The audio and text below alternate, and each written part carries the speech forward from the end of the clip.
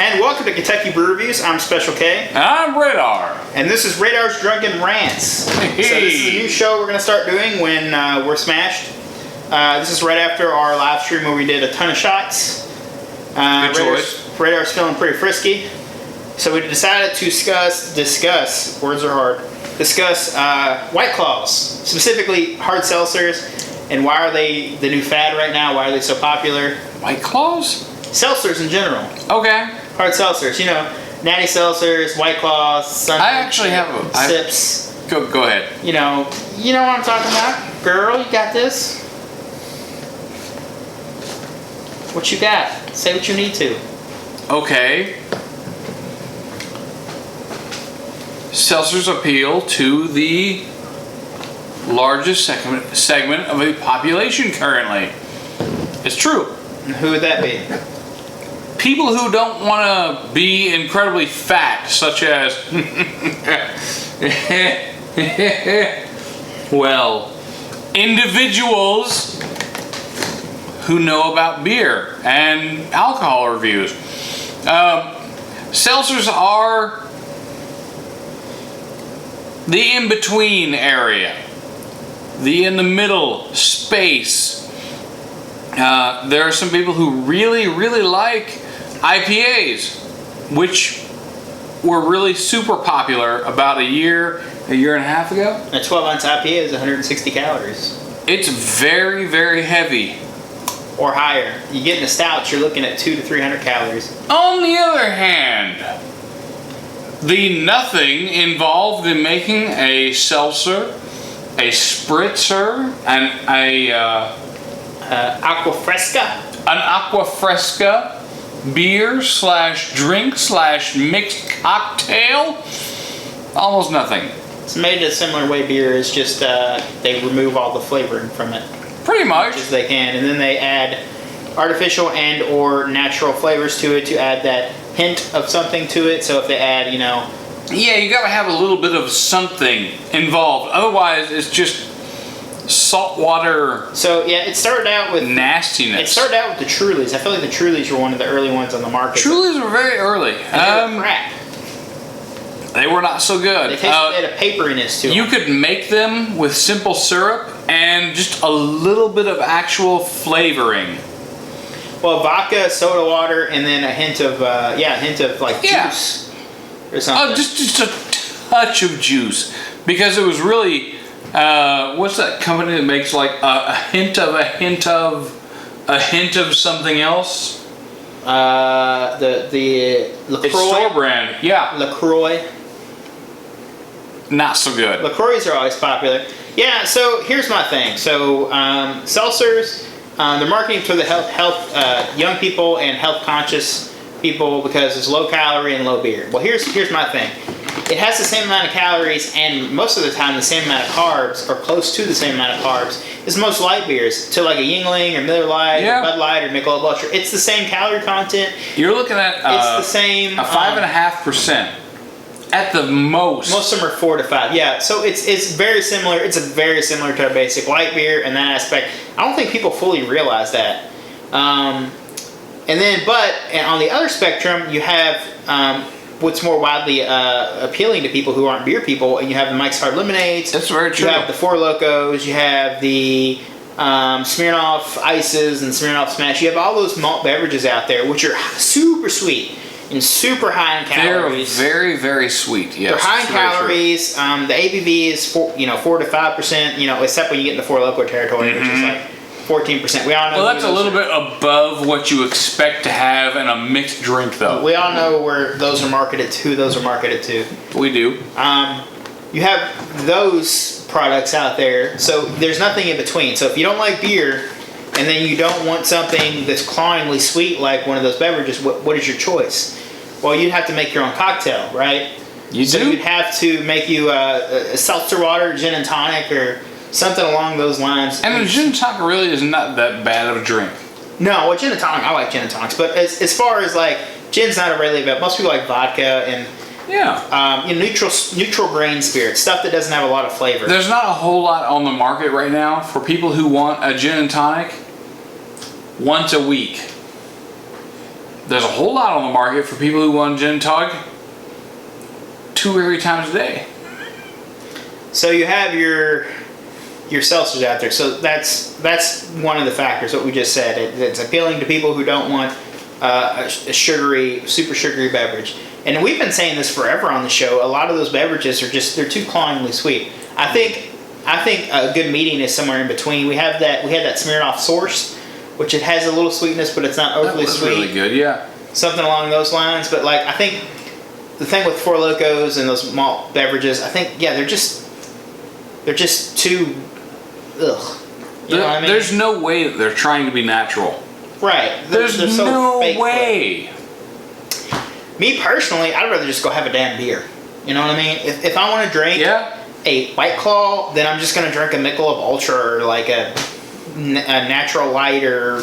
You know, I have heard really really good things about White Claws.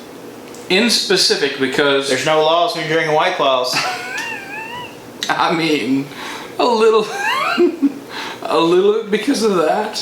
Because White Claws are widely accessible. Almost every state has some sort of law that allows you to drink a case of White Claws. No problem. But there are some individuals who really enjoy having a little bit of a buzz, a little bit of enjoyment out of White Claws. Let's still get them. I'm thinking of a specific individual on our show. I don't know where you're going in that direction, but all right. So, how do we feel about the White Claw epidemic? You know, we did research at a concert. So there were 91,000 people at Bourbon and Beyond. We went around, and if you check our interviews, I'll put a link in the description down below. We asked a bunch of people what they were drinking. And, you know, it's a bourbon festival, so most people are drinking bourbon. But there was a few interviews. Naturally. There's a lot of people drinking Natty Seltzers. And you know why? Yes. Because Bud Light was $9. Natty Seltzers were $6. Same ABV, same calories. What are you going to pick? $6, $9. Well, if I'm drinking all day... It's not a difficult decision to make. And if I'm drinking all day and it's 100 degrees outside, you're going to be drinking probably... We should be drinking water, but you're going to be drinking... You're drinking that Natty Seltzer. Like, I get it. I mean, there was a lot of water to be had. I was a late... Like, I hated on the Seltzers so much when they first came out. Because they weren't good when they first came out. Yeah. When Truly came out and all the other ones, they weren't good. Now, to the point now where they're good enough.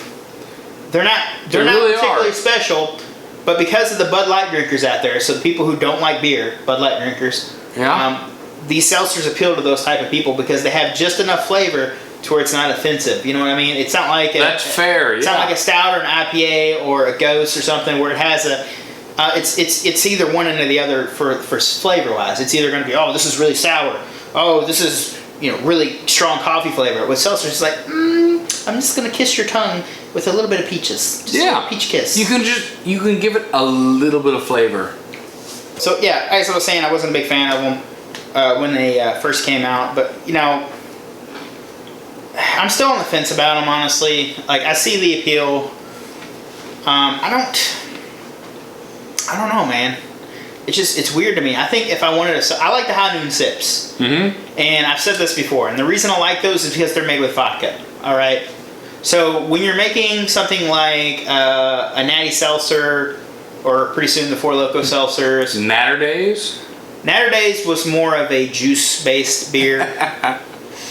So when you're making something like that, they're making it like a beer process. So they're malting and they're brewing the beer. So there's going to be a little bit of there's possibility of a little bit of a fermented flavor or like an off-putting funk. Like Four Loko has a distinct dirty corn flavor in it because that's what it's made with. It's made with corn. So you got to make as much of it as possible. Right. As quickly as possible. Right, and it's cheaper than using vodka because vodka you have to distill that and then you have to make it, add it to the product. And when they're brewing it, they just brew it, throw everything in there, they're good to go. Yeah. They don't have an extra step of having to make the vodka first, then get the vodka in, then do that. High Noon Sips also are made with like natural juice flavors, so that's why I'm a fan of those. Honestly, if you're into these seltzers, you can honestly probably make a lower calorie, higher ABV seltzer at home, and it'd probably be cheaper in the long run. It's going to cost more work, though. Yeah, it's people are lazy, and I get it's at a concert. You're not going to be making your own spritzers, or seltzers. You're not going to make your own seltzer. That's exactly right. At a concert. But if you're at home, like, why not?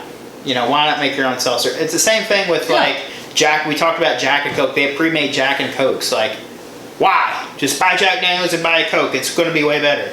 Like, yeah, but as the Jack and Coke, you can't get that at a concert venue. You can get a Jack and Coke at any concert venue you go to. No. I mean the canned Jack and Coke. You pick it up, you get $4, $3.50. You get $4 Jack and Coke. Where are you getting them at? They're $14. And you walk away. No work, no issues.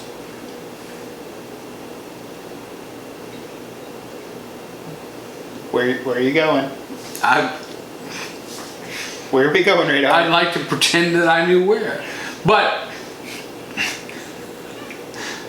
at the Jack Daniels booth, actually at the Maker's Mark booth, you get $5 slushies. They were more than $5. No, they were $5. The 12-ounce ones, not the really tall ones you guys were getting.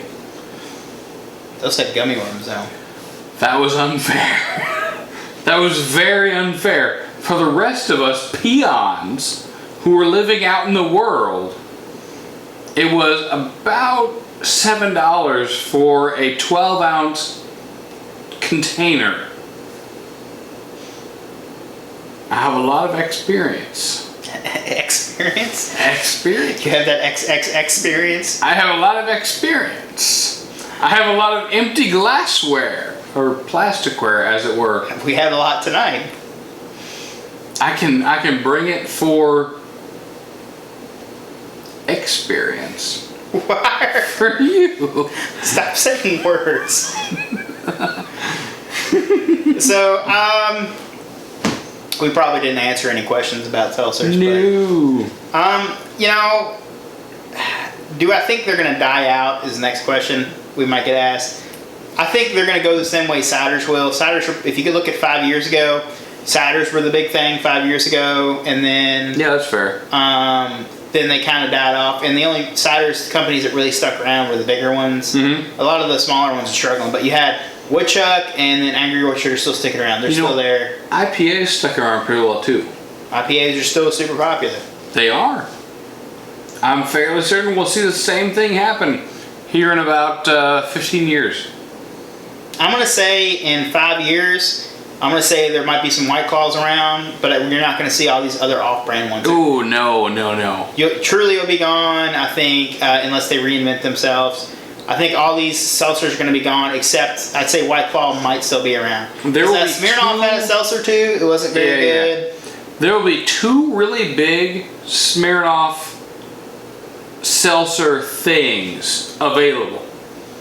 And they'll be fighting it out viciously. Who will come out on top? Me. That's what I'm going to guess. I'm going to start that right now. Oh, it's going to be White Claw for sure. You think it'll be White Claw? No, they're the biggest one right now. I don't think it'll be White Claw. We've already said it. There ain't no laws when you're drinking White Claw. I don't think it'll be White Claw. It'll be White Claw. Who is it going to be then? I don't think it'll be White Claw. Think it's going to be a newcomer? I do. Who? I don't know. Natty Seltzers? See, that's the deal right now. Natty Seltzer's got the price point. See, the same thing happened 3 or 5 years ago with IPAs. It was just like the wild, wild west of IPAs. Anyone can make one. Anybody still can make one. Anyone still can make one. That's fair. But are you going to hear about... Are you going to hear about Kentucky Bluegrass? But you're going into a different territory there. You're talking about local breweries with White Claws and with seltzers. They're all nationally distributed. All these companies are nationally distributing these. With all these IPAs, you got thousands of local craft breweries. So you're not on the same page there, bro. You got to think of something that's more nationally distributed. Like I mentioned, ciders. But yeah, I mean, everything, like, there are some localized seltzers at some of these breweries and distilleries or whatever, but as far as, yeah, they're not, as far as we've seen, all these companies are nationally distributing these seltzers. And that's true. At this point, I can't tell who makes what anymore. Like, I don't, you have I know Smirnoff makes Smirnoff, but I don't know who makes Truly, and then you have... Well, you gotta look closely at the can. Yeah, well, even then, you have to look up, oh, it's Diageo, or it's, Miller Lite, or Sazerac, or Anheuser-Busch, or whoever the F makes their seltzer. Yep. Spritzers. And then you have seltzers, and then you have spritzers, and then you have aquafrescas. Yep. And it's like... We also... Oh, yeah, the Coronas, whatever the hell those were. I think those were aquafrescas. Those were frescas, yeah. Yeah. I don't know. It really does depend on who you're distributing through. It's weird. I just think it's a weird thing. It's kind of like flavored waters were getting really popular a while back too. You remember that? Yeah. Like especially like the Walmart brand in the 90s, the early 90s? No, this is a resurgence in like their 2000s. Like 2010 or 11, they were like being really popular. It was a diet thing because it didn't have any calories or any sugar in it, but it had a ton of but like here's the aspartame thing. and shit. It was the same thing as Coca-Cola. What? No sugar. Okay, no sugar, fine. It had a ton of aspartame in it, just like Diet Coke. So it's like whatever. Yeah, it was the same. It was the same thing. All right. Well, this is our drunken rant. We weren't going in any particular direction. This is us talking when we're smashed. If you'd like to see more of these, let us know in the description down below. This is our pilot episode. It probably made absolutely no sense. It's just how we roll. I'm Special K. I'm Radar. Thanks for watching. Thank you.